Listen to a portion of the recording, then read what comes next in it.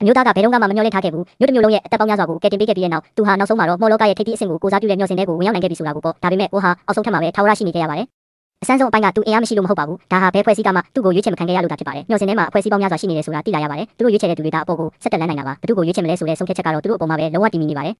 ကျန်တဲ့သူတွေကတော့အပေါ်ကမော်ဆီယာတွေကိုပံ့ပိုးပေးဖို့အတွက်အာဟာရတွေဖြစ်သွားကြရပါတယ်ဒါကြောင့်သူ့ရဲ့ကြီးကျယ်ခမ်းနားမှုတွေရဲ့နောက်ွယ်မှာတော့ဒီမျှော်စင်မှာနောက်ထပ်နာမည်တစ်ခုရှိနေပါတယ်မော်ဆီယာများကြီးတစ်ချိုင်းရွေးချယ်မခံရတဲ့သူတွေဟာတစ်သက်လုံးအောက်ဆုံးထပ်မှာပဲပိတ်မိနေကြရမှာပါတကယ်တော့ဝဲရဲ့အင်အားကိုလူတိုင်းသိကြပါတယ်ဒါပေမဲ့သူသိတဲ့လူတွေထဲမှာတော့အတင်းအရေးချင်းရှိတဲ့သူတိုင်းကြီးပါရွေးချယ်ခံခဲ့ရပြီးသူတယောက်တည်းပဲကျန်ရစ်ခဲ့ပါတယ်သူ့ကိုအနာကျင်စေဆုံးကတော့သူ့ရဲ့ငယ်တငယ်ချင်းမော်ဖရရအောင်သူ့ကိုစွန့်ပစ်သွားခဲ့တာပါပဲဝက်ကမျှော်စင်တဲ့ကိုဝင်ပြီးရင်သူချစ်ရတဲ့သူနဲ့နောက်ဆုံးမှာအတူရှိခွင့်ရတော့မယ်လို့ထင်ခဲ့တာပါဒါပေမဲ့အခုတော့သူတော်တော်လေးစိတ်တက်ကြနေရပါပြီဒါပေမဲ့သူမသိခဲ့တာကတော့လွန်ခဲ့တဲ့တရက်ကတင်ဆောင်းရှာနင်းလူလေးမကြီးအာ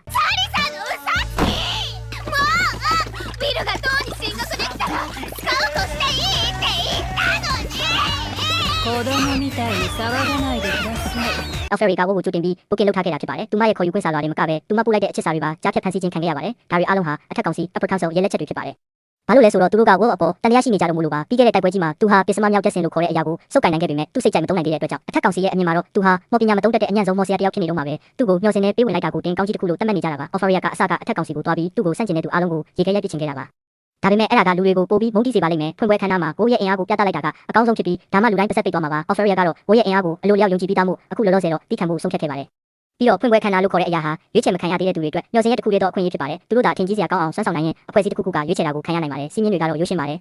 မျှော်စင်ကဖန်တီးထားတဲ့ကိစ္စ gatekeeper ကိုအနိုင်တိုက်ရမှာပါသူ့ရဲ့အင်အားကအလဲလက်အဆင့်1600ထဲကတားရဲတွေနဲ့ညီမျှပါတယ်အတစ်ထွက်မော်ဆီယာအများစုကတော့သူ့ကိုမနိုင်နိုင်ကြပါဘူးဒါပေမဲ့ကိစ္စရဲ့အကြီးမားဆုံးအင်အားကတော့သူ့ရဲ့ခံစစ်ဖြစ်ပါတယ်သူဟာမပြည့်စုံတဲ့မော်ပညာအားလုံးကိုခံနိုင်ရရှိပါတယ်ဒါကြောင့်အခွင့်အရေးလို့ပြောကြပေမဲ့တကယ်တမ်းစုပ်ကိုင်နိုင်သူကတော့အနည်းငယ်ပဲရှိပါတယ်ဒါပေမဲ့ချွင်းချက်တွေတော့ရှိတာပေါ့ဥပမာဒီတစ်ချိန်ရွေးချယ်မခံရသေးသူတွေထဲမှာဝအပြင်အကယ်ဒမီမှာအဆင့်300ထားတဲ့လည်းရှိပါတယ်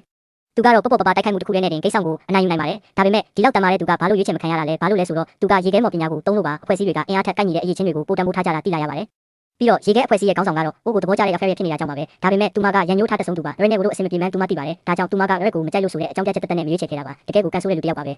အဲကတခြားအရေးချင်းတစ်ခုရှိခဲ့ရင်ရွေးချယ်ခံရဖို့တေချာနေမှာပါဒီအချိန်မှာတော့သူ့အပြင်လူအဆောင်ကြီးဆုံးခံရသူကတော့ကိုဖြစ်ပါတယ်ဘာပဲဖြစ်ဖြစ်သူဟာတမိုင်းမှာမျှော်စင်နဲ့ဝင်ခွင့်ရတဲ့တူဦးတဲ့တော့အညံ့ဆုံးမော်ဆီယာမဟုတ်လားဒါပေမဲ့မမျှော်လင့်ပဲအခုချိန်ထိသူဟာရှောင်းတိန်နေုံပဲရှိပါသေးတယ်အဲ့ဒီလိုလူမျိုးကိုအဖွဲ့အစည်းကဘယ်လိုလုပ်ရွေးချယ်မှာလဲဒါပေမဲ့အိုကိုတီးတဲ့သူတွေကတော့နားလည်ကြပါတယ်သူဟာတကယ်တော့အကဲခတ်နေတာဆိုတာကိုပေါ့ဒီအချိန်မှာတော့ဝဟာကိစ္စရဲ့လှုပ်ရှားမှုအလုံးကိုအကဲခတ်လို့ပြီးသွားပါပြီပြီးတော့သူဟာ offer ရဲ့ရည်ရွယ်ချက်ကိုလည်းခံစားမိပါတယ်သူ့ရဲ့အင်အားကိုပြပြီးလူတိုင်းကိုပါဆက်ပိတ်စေခြင်းနဲ့ဆန္ဒကိုပေါ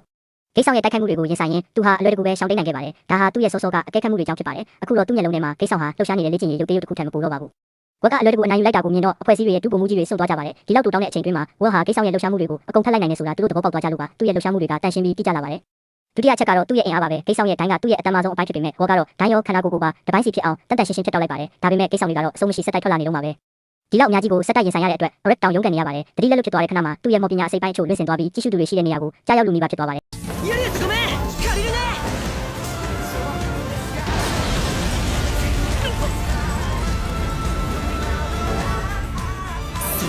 完了フランスウィーズ